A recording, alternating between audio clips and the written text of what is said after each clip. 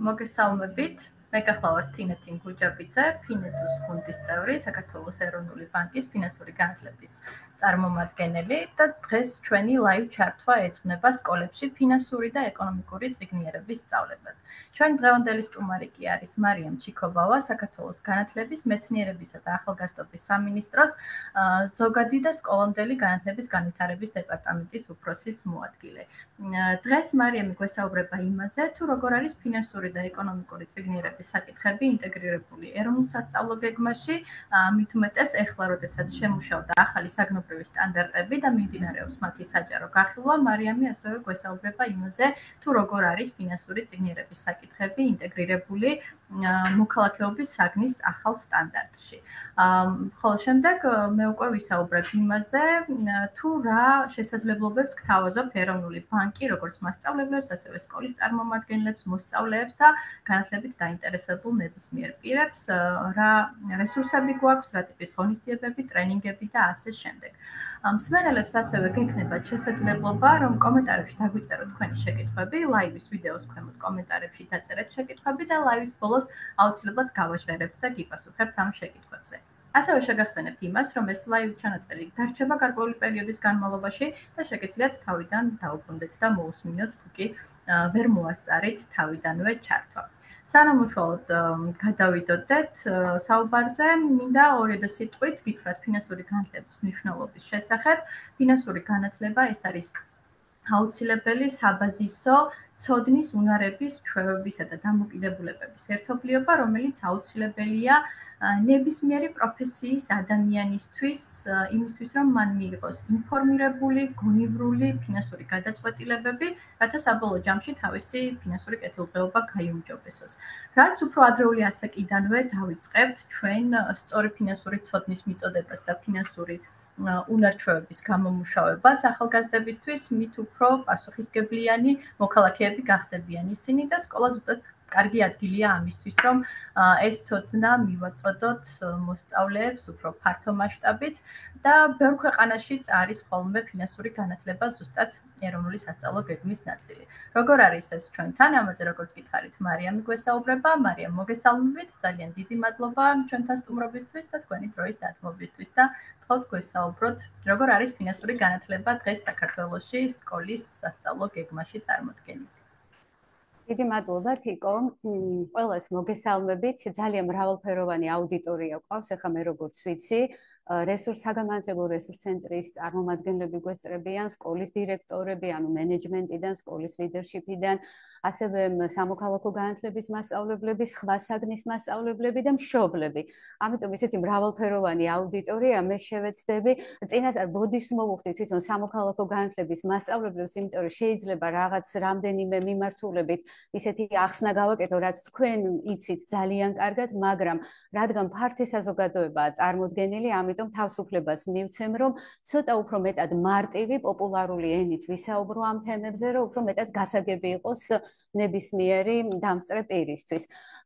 თიკოს დავეთანხმები, ეს არის უმნიშვნელოვანესი საკითხი, მე ასეც ვიტყოდი, რომ ეს არის სასიცოცხლო უნარი, აი როგორც მაგალითად წერა-კითხვა იყო თუნდაც აი მე-20 საუკუნის დასაწყისში, რომ უკვე ესეთი უნარი გახდა, რომ აუცილებელი იყო ყველას ცოდნო და ამ საუკუნეში ნამდვილად ფინანსური განათლება არის ასეთივე უმნიშვნელოვანესი უნარი და სწორედ ამიტომ განათლების სამინისტრომ ჯერ კიდევ დაახლოებით 7-8 წლის წინ გადაწყვიტა, რომ მესამე თაობის ეროვნულ სასწავლო გეგმაში შემოგვეტანა. მე ძალიან მოკლედ გეტყვით, ეხლა ვისაც არ აქვს ინფორმაცია, აქ მშობლებიც ესწრებიან, პრინციპში დირექტორებიც ესწრებიან და აი გავაზიარებ უბრალოდ თვალსაჩინოებისთვის, რომ ყველამ კარგად დავინახოთ, თუ რომელ საგნებში გვაქვს. აი ნახეთ, თქვენ იცით, საგნობრივი ჯგუფებია და საზოგადოებრივი მეცნიერებების საგნობრივ ჯგუფში შედის სწორედ ეს ფინანსური განათლების კომპონენტები და იწყება მე და საზოგადოებიდან, ანუ დაწყებითი საფეხურიდანვე მესამე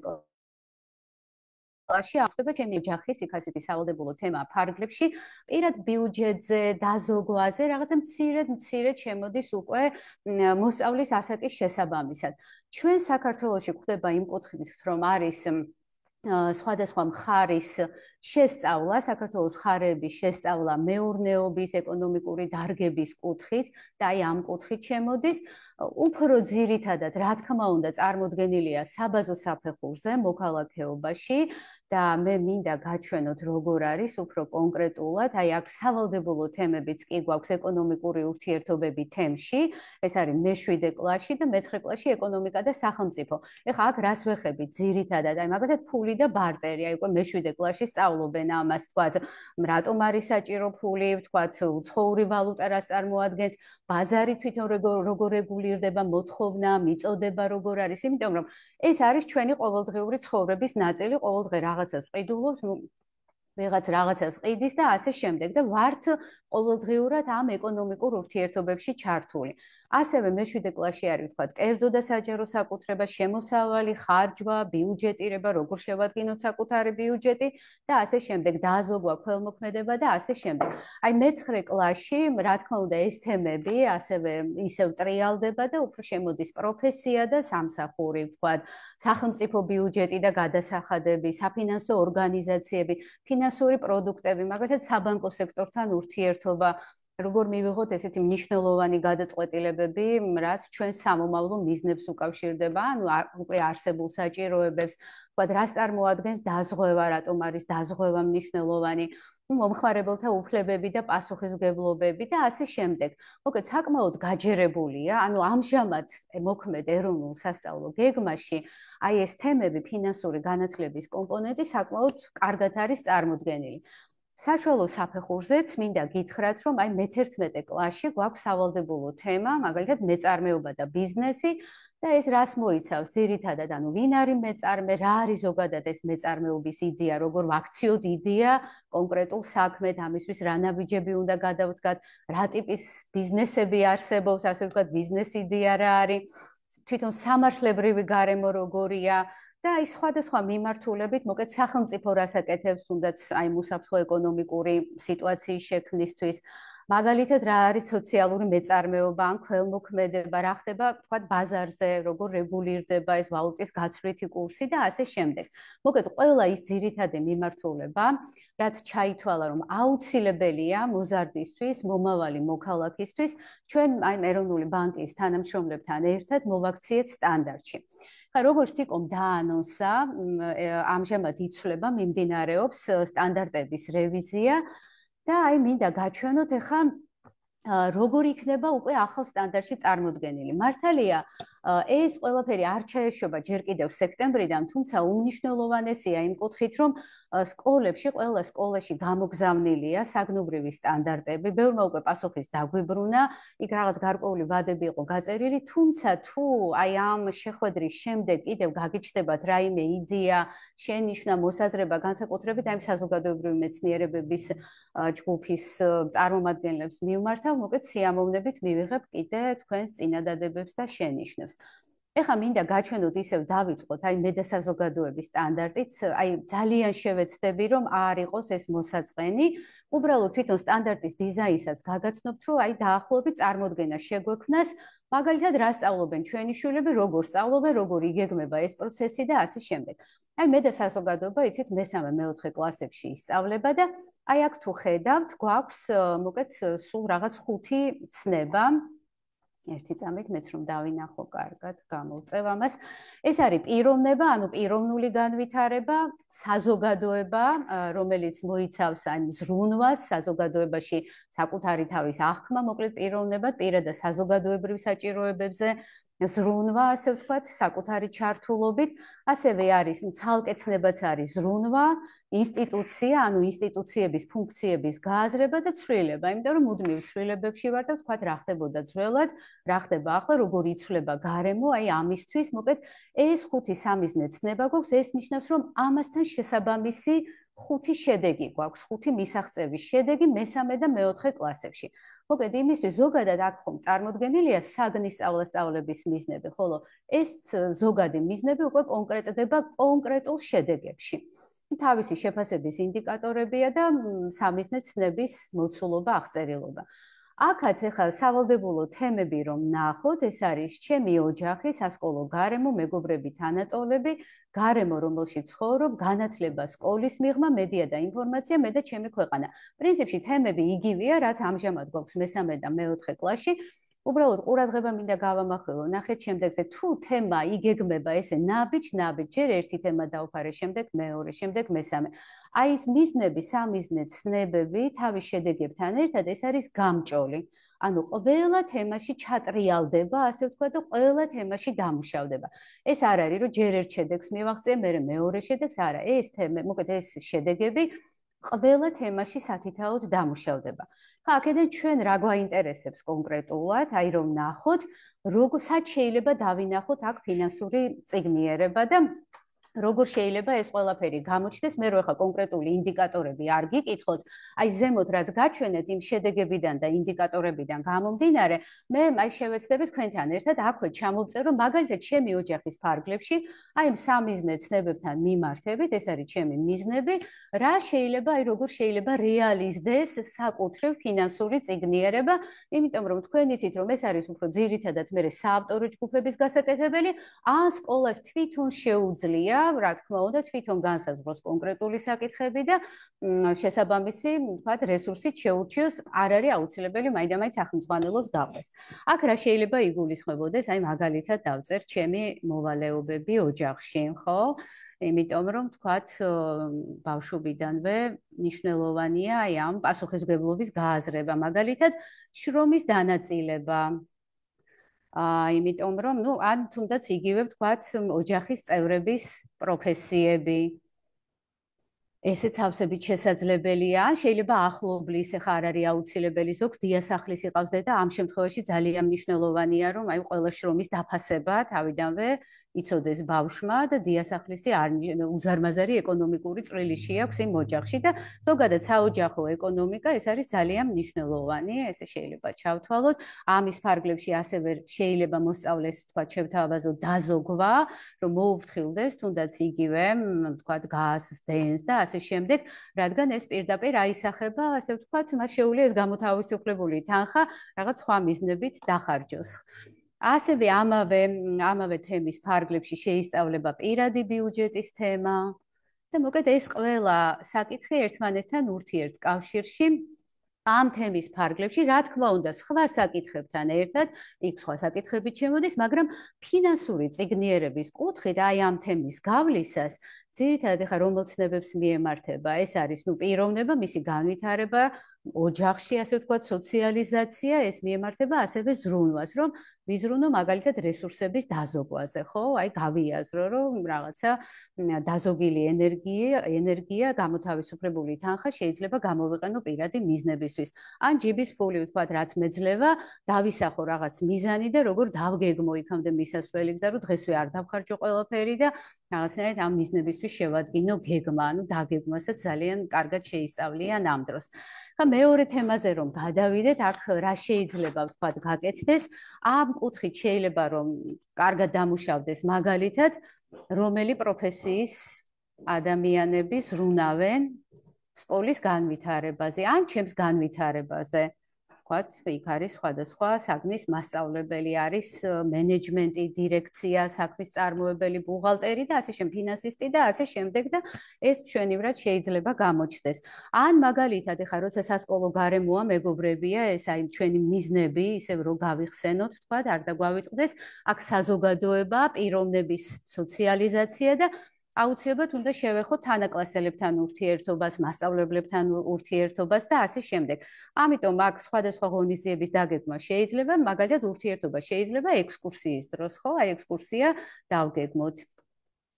ერთი წამით და თუნდაც ექსკურსიის დაგეგმისთვის რა არის საჭირო? ვთქვათ, იქ თანხა რა შეიძლება დაჯდეს, რა ნივთები უნდა წავიღოთ, როგორ შეიძლება დაიგეგმოს ეს ყველაფერი, ამ კუთხითაც შეიძლება რაღაც ფინანსური წიგნიერების კომპონენტების განვითარება.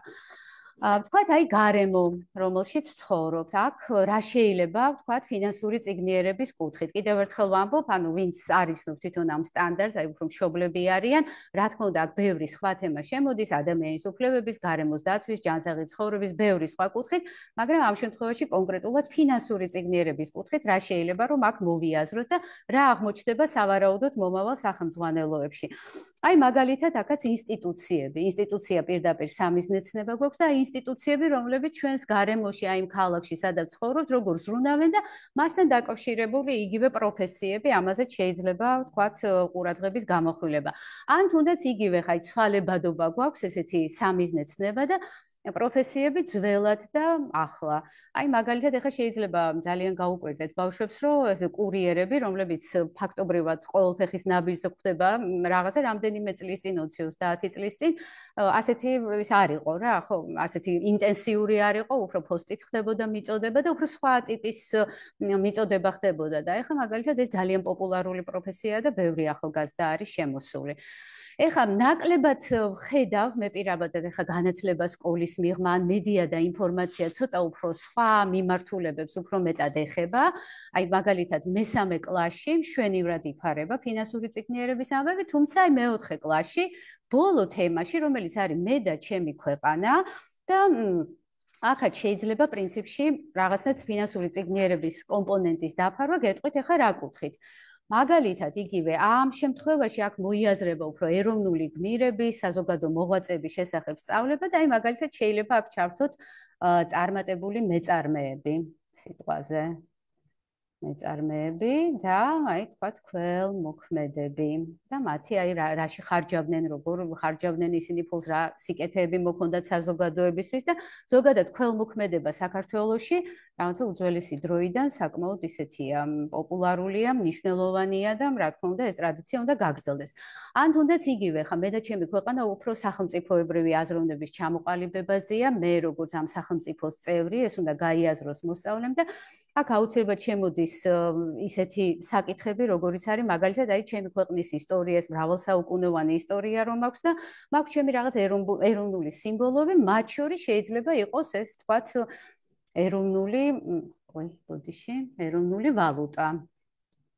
და აი რაღაცა ფულის ისტორიის შესახებ შეიძლება ვუამბოთ ბავშვებს იგივე ლარი, თეთრი, საიდან მოდის ეს დასახელება და აი ამ კუთხით, როგორც ეროვნულობის ერთ-ერთი სიმბოლო, თქვათ შეიძლება ამაზე საუბარი და ფულის შესახებ საუბარი.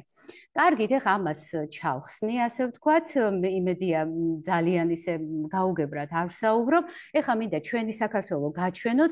პრინციპში აქ თქვენ იცით რომ საქართველოს მხარეების შეისწავლება და აქ ასევე წამყვანი მაინც დარჩება, ზუსტად იგივე დიზაინის არის სტანდარტი და აი ერთ-ერთი მისაღწევის შედეგია, მაგალითად მოსწავლემ უნდა შეძლოს საქართველოს სხვადასხვა მხარისთვის დამახასიათებელ ბუნებრივ პირობებსა და მეურნეობის დარგებზე მსჯელობა, ბუნებათსარგებლობის რაციონალური ათვისებისა და მეწარმეობის უნარის ჩამოსაყალიბებლად და აქ უკვე იშლება იგივე სამიზნეცნება, მეურნეობა გვაქვს და სოფლის მეურნეობა, ხელოსნობა, ეგ სხვადასხვა მხარის მიხედვით, მაგალითად იგივე ტურიზმი, მრეწველობა, რა არის დამახასიათებელი, უკვე ამ კუთხით გაიშლება უფრო ეკონომიკის კუთხით. აქაც ზუსტად იგივე პრინციპია, შეისწავლება საქართველოს მხარეები და ეს მეურნეობა და საზოგადოება აქ ინსტიტუციებზეა დიდი აქცენტი გაკეთებული, ასევე ყველა სავალდებულო თემაში დატრიალდება. ესე მიიღწევა პრინციპში გრძელვადიანი მიზნები და ერთგვარად გამოვა, რომ ამ ეკონომიკის კუთხით ყველა მხარის განხილვისას რაღაც დოზით შევეხებით და ჩვენს მოსწავლეებს მოუწევთ შეხება. ეს ბოდიში გაზიარებული არ იყო ეხლა ჩვენი საქართველო ჩვენი საქართველო არ იყო გაზიარებული. არ იყო გაზიარებული. კარგით, არაუშავს. ეხლა შევეცდები რომ მაინც მოქალაქეობა არის უფრო ძირითადად ჩვენი სამიზნე, იმიტომ რომ აქ უფრო ინტენსიურად გვაქვს წარმოდგენილი და აი ამით დავამთავრებ. ეხლა მოქალაქეობას რაც შეეხება აქ უკვე ძალიან მსუყეთ არის წარმოდგენილი, იცით, მოკლედ მოქალაქეობა უკვე ისწავლება მე-7, მე-8, მე-9 და ანუ საბაზო საფეხური უკვე მე-10 კლასიც განისაზღვრა, თუმცა საშუალო საფეხურზეც ისწავლება ცხადია, მაგრამ ამ შემთხვევაში საბაზო საფეხური, ანუ 4 წელზე რას შეისწავლიან სამომავლოდ, როგორ იქნება ეს ყველაფერი დაგეგმილი.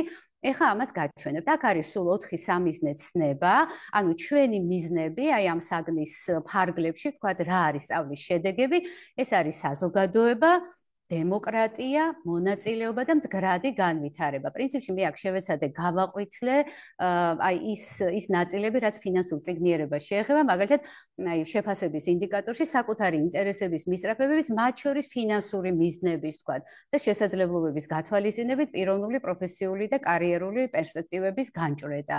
თქვათ, აი მეორე სამიზნესნება დემოკრატია, ეს რა თქმა უნდა ადამიანის უფლებებს მოიცავს და აქ არის სოციალურ-ეკონომიკური ურთიერთობები, მათ შორის არის მომხმარებელთა უფლებები, ხო? ეკონომიკურ თავისუფლებაზე გაკეთდება აქცენტი. აი მესამე სამიზნეს ცნება და ასე ვთქვათ მიზანი ამ 4 წლის მანძილზე მონაწილეობა და ვთქვათ საზოგადოებრივი გარემოს გაუმჯობესება, ისეთი აქტიური მონაწილეობით, რაც შეიძლება მოიცავდეს ადვოკატირებას, იგივე ფინანსური კუთხით, ან სოციალურ მეწარმეობას. და აი მეოთხე მიზანი, ეს არის მდგრადი განვითარება, რომელიც რა თქმა უნდა ეკონომიკისა და საზოგადოების მდგრადობასა და კეთილდღეობასაც მოიაზრებს, რესურსების დაზოგვას, მის ეფექტიანად გამოყენებას და პასუხისმგებლობით გამოყენებას და ჩვენი სავალდებულო თემები, აი ეს სავალდებულო თემები, აი კიდევ ერთხელ, ვინც არ არის საგნის სპეციალისტი და ზოგადად მასწავლებელი, იმას შევახსენებ, რომ ამას ნახეთ სულ 8 თემაა და გამოვა რომ 4 წლის მანძილზე თითო წელს 2 თემა დაიფარება. ნუ საშუალოდ ესე რომ პირველ სემესტრში 1 თემა, მეორე სემესტრში 1 თემა. საკმაოდ ისე კარგად სიღრმისეულად, ასე ვთქვათ, 4-ვე სამიზნე ცნება, ანუ პრინციპი იგივეა, ამ მიზნებზე ჩვენ მუშაობთ თითოეული თემის ფარგლებში. და ეს ის შემთხვევა, როცა 4-ვე სამიზნე ცნებაში, ანუ 4-ვე მიზანში შეგვიძლია კარგად გამოვაჩინოთ, ვთქვათ, ფინანსური წიგნიერება. აი მაგალითად საზოგადოება, რომელიც ძირითადად პიროვნულ განვითარებაზე, საზოგადოების წევრობაზე კეთდება აქცენტი, ვთქვათ, აქ შენი ფინანსური მიზნები, ვთქვათ, ფინანსური მისწრაფებების დასახვა.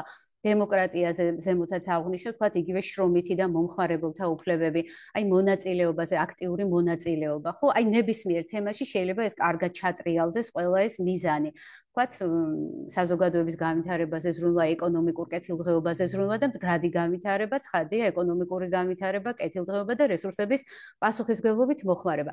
თუმცა აქ ნახეთ გაყვითლებულია ცალკე კიდევ არის მსხვილი თემა, ეს მე-10 კლასში მოუწევს ეკონომიკა. ეხლა აქაც ძალიან ისე, აი რამდენიმეს დავწერ მხოლოდ, ვთქვათ, აი სკოლა და თემი. ესეთი სავალდებულო თემა გვაქვს პირველივე, მაგალითად, მე-7 კლასის პირველივე სემესტრში და რა შეიძლება აქ მოიაზრებოდეს, ვთქვათ, რა საკითხები. აი მაგალითად, იგივე თემში პოპულარული პროფესიები, ხო? ან შეიძლება ქვეყანაში პოპულარული პროფესიები. მაგალითად, კიდევ რა ის სკოლა, ვთქვათ, სკოლისა და ბიზნესის ურთიერთობა, ხო? აი თემში არსებული თუ რაიმე ბიზნესი არსებობს, შეიძლება რაღაცა, აი თქვათ მეწარმეებთან ურთიერთობა შეიძლება თავისუფლად და მოსწავლემ თქვათ საკუთარი სკოლისთვის რაღაც იზრუნოს, არ ვიცი, შეიძლება მათთან თანამშრომლობა და ასე შემდეგ. მოხალისეობა, ქველმოქმედება, რა ვიცი, კიდევ რა შეიძლება, აი მაგალითად სათემო ღონისძიებები, სათემო ბაზრობები, აუქციონები, სხვადასხვა მიზნით ცხადია, რომელიც შეიძლება თემში რაღაცა პრობლემის აღმოფხვრას ემსახურებოდეს. აი ჯანსაღი ცხოვრება, თვითონ თემა, როცა აღიწერება, იქაც წერია, რომ აი ჯანმრთელობის ეკონომიკაზეა, აქ ყურადღება გამახვილებული, ვთქვათ, ჯანსაღი ცხოვრება, ну შეიძლება ითქვას, აი როგორც პრევენცია, ჯანსაღი ცხოვრება, როგორც პრევენციული ზრუნვა. იმიტომ რომ თუ თქვა წინასწარ ვიზრუნებთ ამაზე, რა თქმა უნდა, თანხები დაგვეზოგება, ვიდრე ავადობის მკურნალობა უკვე, რა თქმა უნდა, უფრო ძვირადღირებულია. მაგალითად, პრევენციული ზრუნვა, ესე რომ ვთქვათ, იგივე ჯანსაღ ცხოვრებასთან დაკავშირებით შემოდის ბავშვთა შრომის საკითხები და ესეც მოხდება აქ, რა თქმა უნდა, აქვე შემოდის, ვთქვათ, ბავშვთა ქორწინების საკითხიც და აქ ეკონომიკური კუთხით ბავშვთა ქორწინება, როგორც ეკონომიკური დამოუკიდებლობისთვის საფრთხის შექმნა. აი რომ ეკონომიკური დამოუკიდებლობა, ვთქვათ, შესაძლებელია რომ დაკარგოს. ვინაიდან ნაადრევი ქორწინების დროს ხშირად აღარ აგრძელებენ სწავლას და აი ფინანსურად ძალიან მოწყვლადები ხდებიან და ამიტომ ამ მხრივ არის ძალიან მნიშვნელოვანი. ბუნებრივი კატასტროფები არა, ბოდიში ამ შემთხვევაში შემოდის კიდევ ადიქციასთან დაკავშირებული პრობლემები, აზარტული თამაშები, ნარკოტიკი, რომელიც ზოგჯერ ძალიან დიდ ეკონომიკურ ზარალს იწვევს, ეკონომიკური ზარალი. შეიძლება ამ კუთხით განვიხილოთ, რომ ეს ადიქცია არ არის უბრალოდ რომ რაღაცა ცხოვრების ხარისხს ძალიან ბიუარესებ, ამავე დროს შეიძლება ძალიან დიდ ეკონომიკურ ზარალთან იყოს დაკავშირებული და ზოგადად ეს ჯანმრთელობის ეკონომიკა არის დაკავშირებული უსაფრთხოებისა და სტაბილურობის განცდასთან, რაც ძალიან მნიშვნელოვანია, მაგალითად სურსათის უნებლობასთან, ჯანსაღყვებასთან, უნებლობა თუნდაც იგივე და ასე შემდეგ. მოკეთ აქ კარგად შეიძლება ასე ვთქვათ, ჩაიშალოს აი პრევენციული ზრუნვის ფარგლებში ეს თემა. ეხლა რაც შეეხება სამოქალაქო საზოგადოებას, აქ ერთადერთი რაც შეიძლება ვთქვათ იყოს ეს არის მაგალითად სამოქალაქო საზოგადოება, საზოგადოებრივი ორგანიზაციები, მედია განვიხილოთ და ვთქვათ მედია როგორც ბიზნესი.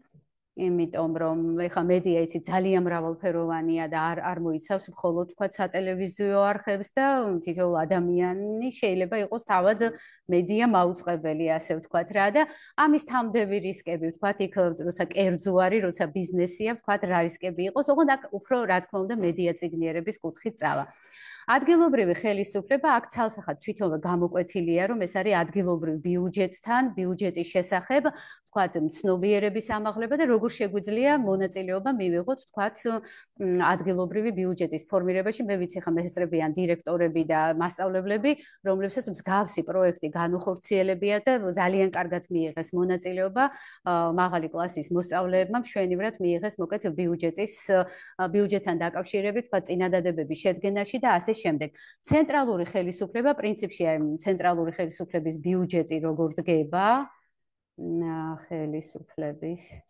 ბიუჯეტი, აქაც რა თქმა უნდა ვასწავლით ამას, სხვათა შორის ეს ეხლაც გვაქვს და ეს რა თქმა უნდა ეს თემა დარჩება. სამოქალაქო უსაფრთხოების კუთხით, აქ შეიძლება მოიაზრებოდეს კატასტროფების რისკი და მისი პრევენცია, ანუ მიტიგაცია, შემცირება, შერბილება და ვთქვათ, აი ეს ზარალი, ვთქვათ, თუ კი ვიცით სწორად როგორ ვიმოქმედოთ, ეკონომიკური ზარალი შეიძლება ავიცილოთ თავიდან. ზარალის აცილება, ესე მოკლედ რომ დავწეროთ, ასე ვთქვათ. ამავე დროს აქ შემოვა უსაფრთხოების საკითხებში შრომის უსაფრთხოება. ანუ რაღაც საკითხები შეიძლება განმეორდეს, მაგრამ ეს ურთიერთმკვეთია და ნამდვილად იმისთვის, რომ მოსწავლეს კარგად დაამახსოვრდეს, შეიძლება რომ სხვადასხვა თემაში სხვადასხვაგვარად დამუშავდეს. ერთადერთი სამშვიდობო პროცესებში ალბათ არ მოხდება სავარაუდოდ არაფერი და აი ბოლო თემა არის ეკონომიკა, რომელსაც ცოტა გავადიდებ. აი აქ უკვე კიდევ რა შეიძლება დაემატოს, ეს არის მსჯელობის საგანი, თუმცა ფიქრობთ, რომ აი საკმაოდ მსუყეთ არის წარმოდგენილი ეკონომიკური სისტემების, ეკონომიკური ურთიერთობების გამსაზღვრელი ფაქტორების მდგრადი ეკონომიკის კონცეფციის შესწავლა მოიაზრება, ანუ კერძო საკუთრება, ბაზარი, ყიდვა, გაყიდვა, ფული, ალტერნატიული ღირებულება, ბანკი, კონკურენცია, ბიუჯეტი, დაზოგვა, დაზღვევა, სესხება, ინვესტირება, ინოვაციები და ასე შემდეგ. შემდგომ კიდევ ეკონომიკური უფლებები, მათ შორის მომხმარებელთა და დასაქმებულთა უფლება-მოვალეობების გაანალიზება, მეწარმეობისა და სოციალური მეწარმეობის არსის განხილვა, ფინანსური ინსტიტუციები, იგივე ეროვნული ბანკი, თქვათ როგორ არის ამ მომხმარებელთა უფლებების დაცვის კუთხით ჩართული კომერციული ბანკები და მათთან ურთიერთობის პრინციპები, ფინანსური თაღლითობის თავიდან არიდების გზები და ასე შემდეგ. მოკეთ საკმაოდ მსუყეთ შეიძლება ითქვას, რომ არის წარმოდგენილი საბაზო განათლების ფარგლებში, რაც არის სავალდებულო განათლება. ამ ეტაპზე ჯერჯერობით მუშავდება საშუალო საფეხურის სტანდარტები, ანუ მე-11, მე-12 კლასისთვის და ამაზე რა თქმა უნდა მოგვიანებით თქვენ ეს ყველაფერი გამოგეგზავნება და შემდგომი მსჯელობის საკითხია უკვე იქ როგორ აისახება ფინანსური განათლება. მოკეთ ეს არის აი ძალიან მოკლედ რომ ვთქვათ, როგორ იქნება წარმოდგენილი ამ წუთას რაც გვაქვს, პრინციპში იმას არაფერი არ აკლდება, პირიქით შეიძლება ითქვას, რომ უფრო გამჭოლად იქნება, კიდევ უფრო მეტად წარმოდგენილი და საერთოდ ეს გამჭოლობა არის უმნიშვნელოვანესი.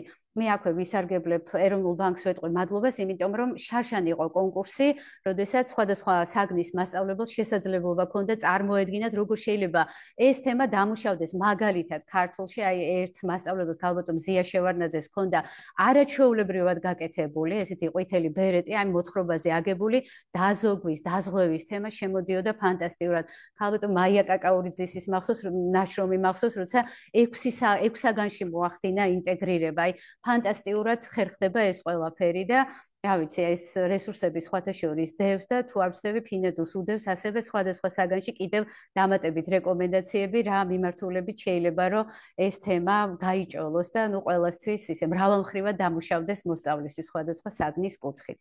რა ვიცი, ძალიან დიდი მადლობა და შეკითხვებს უპასუხებს სიამოვნებით. ძალიან დიდი მადლობა მარიამ ესეთი ამწურავი მიმოხილვისთვის. როგორც ნახეთ, გარდა იმისა, რომ საკუთრივ ფინანსური და ეკონომიკური წიგნიერების თემები არის გამოყოფილი ესე დასახელებით, ასევე როგორც თქვენ გვაჩვენეთ, შესაძლებელია რომ სხვადასხვა ძალიან ბევრ თემას დაუკავშირდეს, იმიტომ რომ გვინდა არ გვინდა, რაღაც ფინანსები ჩვენი ყოველდღიური ცხოვრების განუყოფელი ნაწილია და სხვადასხვა თემა მაინც უკავშირდება ასე თუ ისე ფინანსებს. ასე რომ მასწავლებლებს, ადმინისტრაციას, სკოლის დირექტორებს აქვთ შესაძლებლობა, რომ ეს თემა ფართოდ გამოიყენოს. ძალიან ბევრი ადამიანი შემოგვიერთდა, გვესალმებიან, კითხვებსაც სვამენ, აუცილებლად გავაჟღერებ კითხვებს. მანამდე, უბრალოდ ჩვენი მხრიდანაც გეტყვით, რა რესურსები გვაქვს თქვენთვის, მასწავლებლებისთვის, ასევე დირექტორებსაც დაგაინტერესებთ და როგორ შეიძლება ჩაერთოთ, თქვათ, ფინედუს აქტივობებში იმისთვის, რომ რაც მარიამმა დაასახელა ის თემები, ფინანსური წიგნიერების თემები, როგორ ვისწავლოთ უფრო კარგად, როგორ ვასწავლოთ მოსწავლეებს და როგორ გავაკეთოთ ამის ინტეგრირება მერე არა მარტო მოქალაქეობაში, არამედ ნებისმიერ საგანში, ნებისმიერ საფეხურზე. მე გაგიზიარებთ პრეზენტაციასაც, რადგან აქ უფრო თვალნათლივ გამოჩნდება ეს ყველაფერი. ერთი ასევე ისიც მინდა გითხრათ, რომ ამ თვეში ფინედუზე დავგეგმეთ კამპანია მასწავლებლებისთვის და თუ თქვათ არადევნებდით თვალს თავიდანვე, შეგიძლიათ ფინედუს ვებგვერდზე ჩასკროლთ და ძალიან ბევრ საინტერესო ინფორმაციას ნახავთ კონკრეტულად მასწავლებლებისთვის და სკოლის წარმომადგენლებისთვის განკუთვნილ. ეხლა სავარაუდოდ ჩანს ჩემი პრეზენტაცია და გეტყვით, რას ვაკეთებთ ჩვენ ეროვნული ბანკი მასწავლებლების ფინანსური და მოსწავლეების ფინანსური განათლებისთვის. პირველ რიგში მეც მინდა ძალიან დიდი მადლობა გადაუხადო განათლების სამინისტროს იმისთვის, რომ ფინანსური წიგნიერება ერთ-ერთ პრიორიტეტულ საკითხად აქვს წარმოდგენილი და ჩვენთან თანამშრომლობით ძალიან ბევრი რამე გავაკეთეთ მათ შორის, თუნდაც ერთობლივი მუშაობით, საგნის სტანდარტებზე, ასევე ავტორებთან კონსულტაციებით, მასწავლებლების გადამზადებით თუ მათ შორის ინფორმაციის გავრცელებით და ეს ლაივი ზუსტად ამას ემსახურება. რამ შეიძლება დაგაინტერესოთ და როგორ შეიძლება ჩაერთოთ ჩვენს აქტივობებში? პირველ რიგში ის, რომ ფინედუზე გვაქვს ტრენინგები, რომელსაც ეროვნული ბანკის ფინანსური განათლების გუნდი სთავაზობს მასწავლებლებს. კონკრეტულად მოქალაქეობის მასწავლებლებისთვის არის 5-დღიანი ტრენინგი, რომელიც ზუსტად მოქალაქეობის საბაზო საფეხურზე ინტეგრირებულ საკითხებს ეხება, რაც არის თქვა სახელმწიფო ბიუჯეტი და გადასახადები, ფინანსურ ორგანიზაციებთან ურთიერთობა, დაზოგვა და სესხება, ფინანსური თაღლითობა, მომხმარებლის უფლებები და ასე შემდეგ. ყველა ეს თემა იფარება ამ 5-დღიან ტრენინგზე და რეგისტრაცია ცხადდება ფინედუზე და ნებისმიერ დაინტერესებულ მასწავლებელს, მათ შორის სკოლის დირექტორსაც შეუძლია რომ დარეგისტრირდეს და გაიაროს ეს ტრენინგი. ეს ტრენინგი არის როგორც ონლაინ, Zoom-ის პლატფორმის საშუალებით, ასევე პირისპირ დასწრებითაც. და აქვე მინდა აღვნიშნო, რომ არ არის მხოლოდ თეორიული საკითხების მიწოდება, არამედ ამ ტრენინგზე ჩვენ მასწავლებლებს ვაცნობთ სწავლების აქტიურ მეთოდებსაც, როგორ შეიძლება ეს ყველაფერი სახალისო და საინტერესო გზით რომ მიაწოდოთ მოსწავლეებს. იმიტომ რომ მოსწავლეებს მოსწონთ თამაშები, მოსწონთ სიმულაციები, მოსწონთ სიტუაციების განხილვა და ჩვენი ეს ტრენინგები ზუსტად ფარავს ამ სწავლების აქტიურ მეთოდებს, რაც პირდაპირ შეგიძლიათ შეიტანოთ სკოლაში. როგორც მოქალაქეობის მასწავლებლებმა, ასევე ეს აქტივობები არის მორგებული ისე, რომ ესე ვთქვათ, სხვა საგნის მასწავლებლებმაც დაინტეგრიროთ თქვენ საგანში, ან თუნდაც კლუბური მუშაობისთვის გამოიყენოთ ეს აქტივობები. მეორე ტრენინგი, რომელიც გვაქვს უკვე ნებისმიერი საგნის მასწავლებლისთვის, ეს არის სკოლა-ბანკი, რომელიც 2 დღიანი ტრენინგია. ეს მხოლოდ ფიზიკური დასწრებით იმართება და აქ რეგისტრაცია აქაც ცხადდება ფინედუს ვებგვერდზე. აქ ნებისმიერი საგნის მასწავლებელი რეგისტრირდება და 2 დღის განმავლობაში იფარება, ესე ვთქვათ, ყველა თემა, რაც მომხმარებლის ბანკთან ურთიერთობას უკავშირდება და ესეც ყველაფერი არის სწავლების აქტიური მეთოდებით და სახალისო გზებით წარმოდგენილი. იმისთვის, რომ მოსწავლეებისთვის სახალისო იყოს ფინანსური წიგნების სწავლება.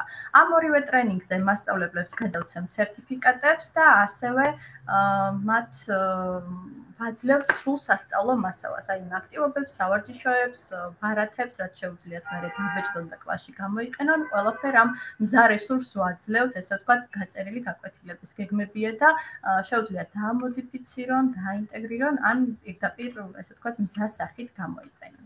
კომენტარებშიც იყო შეკითხვა, როგორ შეიძლება დავგეგმოთ გაკვეთილები, ფინედუს გაკვეთილები მოსწავლეებთან და ჩვენ პერიოდულად ვთავაზობთ მასწავლებლებს ესეთ პროექტს, რომელიც არის მოიწვიე ფინედუ კლასში და ამ ვიზიტის ფარგლებში ჩვენ ესე ვთქვათ რეგისტრირდება წინასწარ სკოლა, შეუძლია მასწავლებელსაც დაარეგისტრიროს, დირექტორსაც, დამრიგებელსაც კონკრეტული კლასი და შემდეგ ფინედუს წარმომადგენელი ეწვევა ბავშვებს ასაკობრივი ჯგუფების მიხედვით არის მოდიფიცირებული ეს პროგრამა და ინტერაქტიულ გაკვეთილებს მათ შორის სამაგიდო თამაშსაც უტარებს მოსწავლეებს. ეს ყველაფერი ტრადიციულად წელიწადში 2 ჯერ ხდება ხოლმე. ერთი არის მსოფლიო დაზოგვის მსოფლიო დღე, რომელიც ოქტომბერში აღინიშნება და ფულის გლობალური კვირეული, რომელიც მარტში აღინიშნება, ეხლა მოდის, ამიტომ ყურადღებით იყავით, რეგისტრაცია დაიდება, გამოცხადდება ფინედუზე და შეგიძლიათ თქვენი კლასი დაარეგისტრიროთ წინასწარ და შემდეგ უკვე გლობალური ფულის კვირეულის კამპანიის ფარგლებში ფინედუს წარმომადგენელი ეწვევა თქვენს მიერ დარეგისტრირებულ კლასს და ჩაუტარებს ძალიან საინტერესო გაკვეთილს ფინანსებზე. გარდა ამისა, გვაქვს ბევრი რესურსი მასწავლებლებისთვის. ეს არის სპეციალური კატეგორია ჩვენს ვებგვერდზე finedu.go/G-ზე, როცა შემოხვალთ სპეციალური გვერდი დაგვხვდებათ მასწავლებლებისთვის, სადაც ნახავთ ვიდეო გაკვეთილებს, საკლასო აქტივობებს, სახელმძღვანელოებს და ასე შემდეგ. რამდენიმე მათგანი მინდა წარმოგიდგინოთ. სახელმძღვანელოები, აი მაგალითად რაც არის ინტეგრირებული მოქალაქეობაში, მე-7 და მე-9 კლასებში, მიმდინარე ეროვნული სასწავლო გეგმის მიხედვით, ამ თემებზე არის როგორც თეორიული მასალა ამ სახელმძღვანელოებში, ასევე არის ეს სავარჯიშოები, სკოლა-ბანკის სახელმძღვანელოდ, ეს ყველაფერი ონლაინ ვერსიები PDF-ის სახით არის ატვირთული ფინედუს ვებგვერდზე მასწავლებლების კატეგორიაში და ნებისმიერ თქვენგან შეუძლია რომ უფასოდ ჩამოტვირთოს და გამოიყენოს. გარდა ამისა არის სახალისო ბროშურები ბავშვებისთვის, ეს არა მარტო მასწავლებლებს, მშობლებსაც დაგაინტერესებთ, ეს ონლაინ ვერსიაც უფასოა, ზოგადად ფინედუს ყველა რესურსი თუ ტრენინგი უფასოა მასწავლებლებისთვის და ნებისმიერი დაინტერესებლებისთვის და შეგიძლიათ რომ გამოიყენოთ ბავშვებთან, მოსწავლეებთან, შვილებთან და ასე შემდეგ. გარდა ამისა, მასწავლებლების კატეგორიაში დაგხვდებათ მზა გაკვეთილის გეგმები საფეხურების მიხედვით და ასევე სამაგიდო თამაშები, რომელიც შეგიძლიათ თქვენ თავად ამობეჭდოთ, დაამზადოთ ბარათები და გამოიყენოთ. და გარდა ამისა, დაგხვდებათ, როგორც მარიამმა აღნიშნა, კონკურსის ფარგლებში შემოსული ნამუშევრები, უпростоრად მასწავლებელთა კონკურსის ფინალისტების ნამუშევრები, რომლებიც სამივე საფეხურის მიხედვით არის, ეს არის თქვა, რომელიმე საგანში ინტეგრირება, კონკრეტული გაკვეთილის გეგმა, კომპლექსური დავალება და ასე შემდეგ. ანუ ძალიან ბევრი რესურსი არის და შეგიძლიათ რომ არა მარტო ფინედუს, არამედ თქვენი კოლეგების მიერ შექმნილი რესურსებიც აქტიურად გამოიყენოთ. გარდა ამისა, გვაქვს ვიდეო გაკვეთილები, უშუალოდ მასწავლებლების მიერ ჩაწერილი სხვადასხვა თემაზე, მაგალითად გადასახადები, საფინანსო ორგანიზაციებთან ურთიერთობა, პროფესიის არჩევა, საბანკო პროდუქტები, დაზღვევა, მომხმარებლის უფლებები, ფინანსური თაღლითობა და ეს რესურსებიც ფინედუს ვებგვერდზე არის ატვირთული და თავისუფლად შეგიძლიათ რომ გამოიყენოთ. მოკლედ რომ არ გამოგრჩეთ ესე ვთქვათ ჩვენი აქტივობები, ფინედუს ვებგვერდით გქონდეთ ესე ვთქვათ გამოწერილი და აქ იდება ყველა სიახლე, იქნება ეს ტრენინგი, კონკურსი, ღონისძიება, თუ ახალი რესურსი, რაც ჩვენ შევიმუშავოთ და ყველაფერი არის ესე ვთქვათ უფასო და ყველასთვის ხელმისაწვდომი. ეს იყო რაც მინდოდა ჩვენი მხრიდან გამეზიარებინა, ხედავ რომ არის შემოსული კომენტარებიც და მოდი მაშინ მეყვები და წავიკითხავ ამ კომენტარებსაც. კარგი.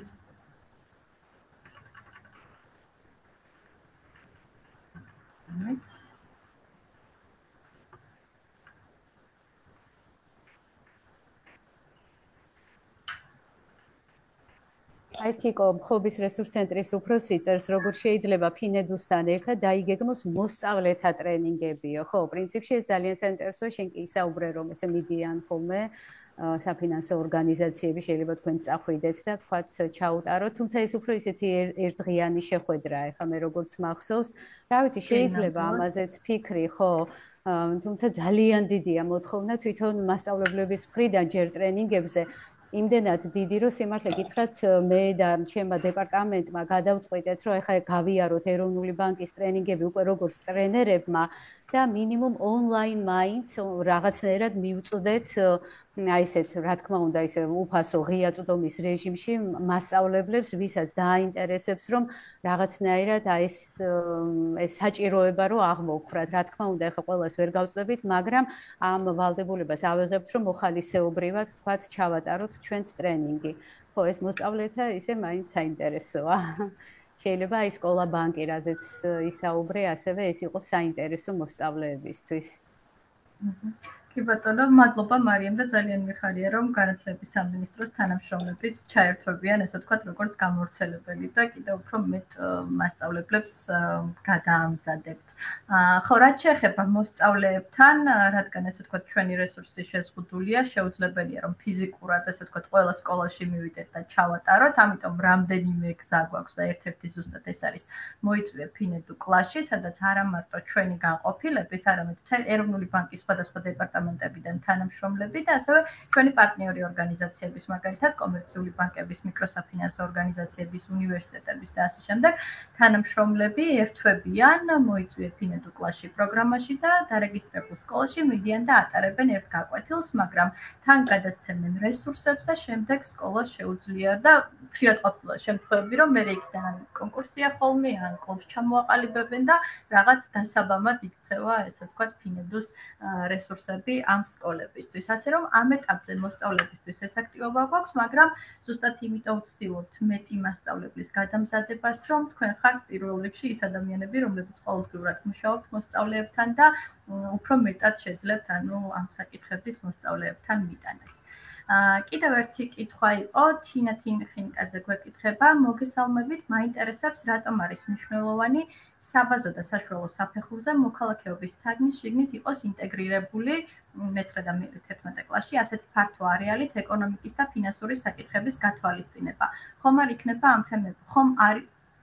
თემების ჩანაცვლება ჩვენი საზოგადოებისთვის მნიშვნელოვანი სხვა თემებით.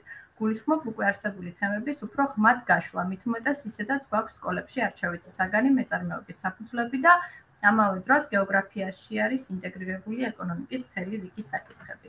მარიამ, ხო არ უპასუხებდი ამ შემთხვევაში? ძალიან დიდი მადლობა. კი, აი ამ შეკითხვისთვის შეიძლება ბევრს გაუჩნდეს ნამდვილად შეკითხვა, თუმცა ნახეთ ეს თავის დროზეც, აი უკვე ამჟამად რაც არის ჩასმული, ეს შემთხვევით არ მომხდარა, ეროვნულმა ბანკმა ჩაატარა კვლევა და ჩვენი მოსახლეობის ფინანსური წიგნიერების დონე არის საკმაოდ დაბალი.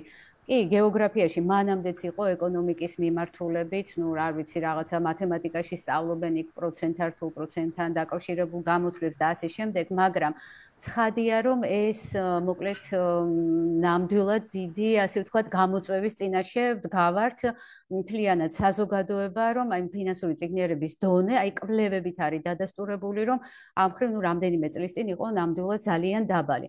გარდა ამისა, ახლა ნახეთ თქვენ ახსენებთ, რომ აქ ხომ არის ბევრი კიდევ სხვა თემა, ზოგადად მოქალაქეობა ეს საგანი მართლა ძალიან მრავალი დისციპლინის გამაერთიანებელია და მართლა საოცარი უნარები უნდა კონდეს კომპეტენციებთან ერთად მასწავლებელს, რომ ეს კურსი შესაბამისად წარმართოს. თუმცა იგივე მაგალითად, აი თუნდაც ადამიანის უფლებების ნაწილში, ნახეთ დემოკრატია, როცა გვაქვს სამიზნეცნება და აი ადამიანის უფლებების კუთხით განვიხილავთ, ეს არ არის მხოლოდ ცხადია სამართლებრივი დოკუმენტები, აი ადამიანის უფლებები იგივე მრავალ მხრივ უნდა დავამუშავოთ, ხო და მრავალ მხრივ გავააზრებინოთ მოსწავლეს და იგივე თუნდაც აი როგორც მომხმარებლის უფლება, ვთქვათ, აი მე როგორც მომხმარებელი, ჩემი უფლებები როგორ დავიცვა, ეს არის უმნიშვნელოვანესი. ამავე დროს ამ უფლებების შემადგენელი ნაწილია. ან არ ვიცი, ხა პასუხისმგებლიან მოქალაქეს ვზრდით, ვთქვათ, ხო, ეს არის სამოქალაქო განათლების ერთ-ერთი მიზანი. მან ეს პასუხისმგებლობა, მაგალითად, იგივე ფინანსურ გადაწყვეტილებებთან დაკავშირებული პასუხისმგებლობები, სესხთან დაკავშირებული პასუხისმგებლობები, ვთქვათ, რისკები, რასაც ის აიღებს, ეს ყველაფერი რო იყოს გააზრებული, რა ვიცი, ვფიქრობთ, რომ აი ამ კუთხიდანაც უნდა დაინახოს და შეხედოს. და არა მხოლოდ რა თქმა უნდა ეკონომიკის კუთხით იქ მოსახლეობა, ეკონომიკა, გეოგრაფიაში ხდება, თუმცა თქვათ იგივე ბიუჯეტირების კუთხით ან ადგილობრივ თვითმმართველობას, ხელისუფლებას როცა ვასწავლით, ან ცენტრალურ ხელისუფლებას, თქვათ აქ არის უფრო მეტად კიდევ ფოკუსირებული. თან ნახეთ, როდესაც აქტიურ მოქალაქეობაზეა საუბარი, ეს ამავე დროს მოიაზრებს, რომ მე უნდა ვეძებო, თქვათ საზოგადოებაში არსებული გამოწვევები და ამასთან დაკავშირებით რაღაც იდეები, გეგმები უნდა შევიმუშაო და ჩემი იდეები უნდა ვაქციოს საქმედ. ეს არის უმნიშვნელოვანესი ასევე კომპეტენცია თუ უნარი, რაც ფინანსური წიგნიერების ნაწილია და ზოგადად იდეების საქმედ მცეველი ადამიანები, მომავალი მეწარმეები გვჭირდება და არა მხოლოდ დასაქმებულები. ჩვენ გვინდა რომ ისინი თვითონ იქცენ დამსაქმებლებად და სწორედ სამოქალაქო განათლებამ უნდა მისცეს ეს ღირებულება და ეს კომპეტენცია, რომ მათი აი ეს გონებრივი წყობა, როგორც ქვია, მოკეთ აი ეს მსოფლმხედველობა სწორედ ამ კუთხით შეცვალოს და მეწარმეობის საფუძვლები, რომელიც საშუალო საფეხურზე ისწავლება, არაჩვეულებრივი საგანია. Junior Achievement-თან ერთად ძალიან კარგი პროექტებია გაკეთებული ასევე სხვა ორგანიზაციებთან ერთად, თუმცა ვითვალისწინებთ, რომ ეს მაინც არჩევითი კურსია, შეიძლება ყველა ბავშვს არ ქონდეს შემხებლობა მასთან, ამიტომ განისაზღვრა ის მინიმუმი და აქ ამ შემთხვევაში ეროვნული ბანკი დაგვეხმარა, რომ გვენახა სხვა ქვეყნების გამოცდილება. ჩვენ კიდე გვიან ვიწყებთ, მინდა გითხრათ, საბავშვო ბაღის ასაკიდან იწყება ფინანსურ წიგნიერებაზე ზრუნვა. ნახეთ სხვა ქვეყნების გამოცდილება და ოპტიმალური ჩვენი ქვეყნისთვის, ჩვენი კონტექსტისთვის შესაბამისი რაღაცა მინიმუმი შემოვიტანეთ რა. რეალურად ასე იქნა გადაწყვეტილება მიღებული. რა ვიცი, ძალიან დიდი მადლობა ამ შეკითხვისთვის ისე. მადლობა მარიამ, ჩემის მხრივ უბრალოდ იმას დავამატებ, რომ ხშირად როდესაც გვესმის ეკონომიკა, გგონია რომ რაღაც რთული უნდა იყოს და სინამდვილეში აი ფინანსური წიგნიერება მართლაც როგორც მარიამ ახსენა არის რაღაცა საბაზისო უნარი, რომელიც პირადად მე ჩემს ცხოვრებას და ჩემ ფინანსებს მიკავშირდება და არ არის ეს რაღაცა განყენებული, იმიტომ რომ ყოველდღურად რასაც ვაკეთებ, პროდუქტს ვკიდულობ, არჩევანს ვაკეთებ, დავზოგო, დავხარჯო, თუ რო ვხარჯავ რა ვიყიდო, ფასები შევატარო, რომელ მაღაზიაში ვიყიდო, ანუ ჩვენი ყოველდღიური გადაწყვეტილებები უკავშირდება ფინანსებს და ფინანსური წიგნიერება სხვა არაფერი არ არის, თუ არა ამ ესე ვთქვათ არჩევანის გააზრება და რაღაცა გონივრული გადაწყვეტილებების მიღება, ასე რომ ფინანსური წიგნიერება აი სკოლებში, როდესაც არის შემოტანილი, ჩვენ რაღაცა ბავშვებს აი ამ მინიმალურ უნარებს, რომ რაღაც ნაწილი უნდა დაზოგოს თანხის, ვთქვათ, რაღაც ნაწილი სხვას გაუზიაროს, ვისაც არ აქვს. როცა ხარჯავს, მიხვდეს რა არის მინდა და რა არის მჭირდება, ანუ რა არის აუცილებელი, რა არ არის აუცილებელი. ესეთ ესე ვთქვათ, მინიმალისტურ კონცეფციებზეა საუბარი დაბალი კლასებიდან და ნელ-ნელა უკვე მეტი და მეტი თემა შემოდის, იმიტომ რომ მოსწავლეებს შეუძლიათ თავისუფლად ჰქონდეთ საბანკო ბარათები, ანუ მათ შეხება აქვთ ფულთანაც, შეხება აქვთ საბანკო პროდუქტებთან და ძალიან მალე ისინი დამოუკიდებლები გახდებიან და სკოლა, ანუ ის ადგილია, რომელმაც იდეაში დამოუკიდებელი ცხოვრებისთვის უნდა მოამზადოს მოსწავლე და როდესაც მათ უკვე ექნებათ შეხება თუნდაც ფინანსურ ორგანიზაციებთან, უფრო მნიშვნელოვან, უფრო რთულ ფინანსურ გადაწყვეტილებებთან, მათ უკვე ექნებათ რაღაც საფუძველი, ასე ვთქვათ, სკოლიდან მიცემული. და ასევე იმას დავამატებ, მარიამმაც აღნიშნა, რომ ძალიან ბევრ განვითარებულ ქვეყანაში არის ფინანსური წიგნიერება, ბაღიდანვე მიყვება მართლაც და პირველი კლასიდან მე-12 კლასის ჩათვლით არის და აი უიშვიათეს შემთხვევებში რომ ეს ცალკე საგანი იყოს, იმიტომ რომ მოიაზრება როგორც გამჭოლი კომპეტენცია, რომელიც შეიძლება სხვადასხვა საგნის ნაწილი იყოს და სხვადასხვა დისციპლინის ფარგლებში რომ გამოუმუშავდეს მოსწავლეს ეს უნარი. მადლობა, მოკლედ ამ შეკითხვისთვის მართლაც საინტერესო იყო მსჯელობა. მივყვები ისევ კომენტარებს. შეიძლება თუ არა ბუნებისმეტყველების სპეციალისტმა ასწავლოს ეს დისციპლინა. გვეკითხება რუსუდან ქალბატონი რუსუდანი, კი, რომელსაც ძალიან კარგად ვიცნობ. ქალბატონო რუსუდან, ესე იგი, რადგან ეს ინტეგრირებულია მოქალაქეობაში, სამოქალაქო განათლების განში, შეც ამას ახლა რა თქმა უნდა ძირითადად სამოქალაქო განათლების მასწავლებელი ასწავლის, თუმცა შეიძლება ინტეგრირების გზებზე დაფიქრება ბუნებისმეტყველებაში. მე მახსოვს, როცა კონკურსი გამოვაცხადეთ, ის ვერ მოხდა ოცეულში, მაგრამ ფიზიკის მასწავლებელს ჰქონდა ძალიან საინტერესო кейსი წარმოდგენილი, როცა ახალგაზრდა წყვილი, რომელმაც ახლახანს შექმნა ვთქვათ ოჯახი და იქ საკუთარი ვთქვათ შემოსავლები დაათვალეს, უნდათ რაღაც ნივთების შეძენა, მათ შორის ელექტროჩაიდანი ეყიდათ თუ ვთქვათ გაზის ჩაიდანი მოეხმარათ და იქ გამოთვალეს მოკლედ ფიზიკის კომპონენტი ძალიან კარგად იყო ინტეგრირებული და ამავე დროს მთელი ეს გათვლები ვთქვათ რა და როგორ ჯობდა მშვენივრად იყო წარმოდგენილი. რა თქმა უნდა შეიძლება ხა მე ქიმიის კუთხით ცოტა გამიჭირდება რაიმე გითხრათ, მაგრამ თქვენ ისეთი კრეატიული ქალბატონები ბრძანდებით მოიფიქრებთ ნამდვილად. თუმცა ნახეთ თუ ვთქვათ თქვენ დაინტერესებული ხართ ამით, შესაძლებელია იგივე აი მეწარმეობის საფუძვლები, აი მე ვახსენე junior achievement-ი, რომელიც გადამზადებას ამზადებს ხოლმე მასწავლებლებს ამ მიმართულებით და შეგიძლიათ ვთქვათ აი გადამზადების შემთხვევაში ეს კურსი აიღოთ. თქვენ იცით რომ საშუალო საფეხურზე არჩევით საგნებთან მიმართებით ესეთი შესაძლებლობაც გვაქვს რომ გარდა იმ ჩამონათვალისა, რაც ეროვნულ სასწავლო გეგმაში არის, თვითონ სკოლას მასწავლებელს შეუძლია რაიმე კურსი შეიმუშაოს და ვთქვათ ის შემოიტანოს, როგორც სამინისტროსთან შეთანხმებით, რომ ნახოთ ეს მიზნები, ამოცანები როგორ არის გაწერილი, ესეთი დამტკიცებული გვაქვს ჩვენ მსგავსი კურსები, ფინანსურ განათლებას არ ეხებოდა, ოღონდ აქამდე არ ქონია ესეთი შემთხვევა, მაგრამ ეს შესაძლებლობა კიდევ არსებობს და რა ვიცი, აი მოკეთ ამ არხის გამოყენებაც. ჩემს მხრივ კიდევ დავამატებ ინტეგრირების შესაძლებლობებზე, აი ბუნების საგანში მაგალითად დაწყებით საფეხურზე, როდესაც ვთქვათ მცენარეებს ან შინაურ ცხოველებს გავაცნობთ ბავშვებს, შესაძლებელია მაგალითად და ხშირად არ ფიქრობენ ხოლმე, როდესაც შინაურ ცხოველს აიყვანს, გარდა იმისა, რომ ვთქვათ რა მოვლა სჭირდება ამას, ეს ყველაფერი დაკავშირებულია ფინანსურ ხარჯებთან, ასე რომ შინაური ცხოველების მოვლის ხარჯი შეიძლება ვთქვათ დავაინტეგრიროთ ბუნებისმეტყველების საგანთან, ასევე ბაღის შენების ხარჯები ან მცენარეების ყვავილების მოვლის გაზრდის ხარჯები. რაც შეეხება მაღალ კლასებში, თქვათ ქიმია, ფიზიკასთან ინტეგრირებაზე, ფიზიკაში ძალიან კარგია ენერგოეფექტურობის თემა, როდესაც თქვათ შეიძლება შეადარო მაგალითად სახლის თბოიზოლაციის ხარჯები, რა დაჯდება რომ სახლს თბოიზოლაცია გაუკეთოთ და მისგან მისაღები, ასე ვთქვათ, პოტენციური დანაზოგი, რაც თქვათ თბოიზოლაციას რომ მე ნაკლები გათბობა სჭირდება სახლს, აქედან რა მოგებას მივიღებ. ან მაგალითად ეკონატურების გამოყენება, ვთქვათ რა არის ეკონატურის შეძენის ხარჯი და პოტენციური დანაზოგი რა იქნება, როდესაც მე ენერგოეფექტურ ნატურას ვიყენებ. აი ქიმიაში მაგალითად არის ესეთი ინტეგრირების შესაძლებლობა, რომ ერთმანეთს შევადაროთ, აი საყოფაცხოვრებო ქიმია, რაც არის ქიმიური საშუალებები, დაუპირისპიროთ, ესე ვთქვათ, შინ მომზადებულ ქიმიურ საწმენდ საშუალებებს. მაგალითად, ცოდა და ძმარი რამდენად ეფექტურია, ვთქვათ, საშინაო გამოყენებაში, რა ჯდება მისი დამზადება და შევადაროთ, ვთქვათ, მაღაზიაში ნაყიდ ქიმიურ საშუალებებს და ამას ნუ თავისი რა ქვია, ხარჯი აქვს, დანაზოგი აქვს, სარგებელი აქვს, ეფექტიანობა აქვს და თან ესე ვთქვათ, გარემოს მოფრთხილება და ეკომხარეთ შეიძლება ამაში დავინახოთ. ასე რომ რაღაც ყველა საგანში შეიძლება მოიძებნოს დეტალი, რასაც ფინანსურ წიგნიერებას დაუკავშირებს. კი ბატონო, აქ იყო რამდენიმე შეკითხვა, სად ვნახო ტრენინგზე რეგისტრაციის ბმული, ან როდის ცხადდება ტრენინგები, ამიტომ გაერთიანებულად ვპასუხებ ამ შეკითხვას.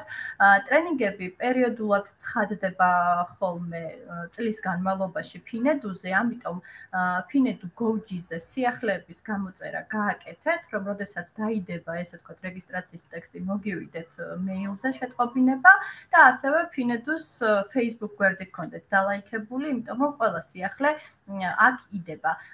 ცოტა ხანში გამოცხადდება, ალბათ ერთ კვირაში გამოცხადდება მოიწვია ფინედუ კლასშიზე რეგისტრაცია, ასე რომ ყურადღებით იყავით ფინედუზე არ გამოგრჩეთ. ხოლო მასწავლებლების ტრენინგებს რაც შეეხება, ვეცდებით რომ დავგეგმოთ ისეთ პერიოდში, როდესაც სწავლა არ იქნება. ამ წუთას არ არის თარიღი ცნობილი, მაგრამ აუცილებლად გვექნება მოკლედ წლის განმავლობაში და თვალი ადევნეთ ჩვენს გვერდს.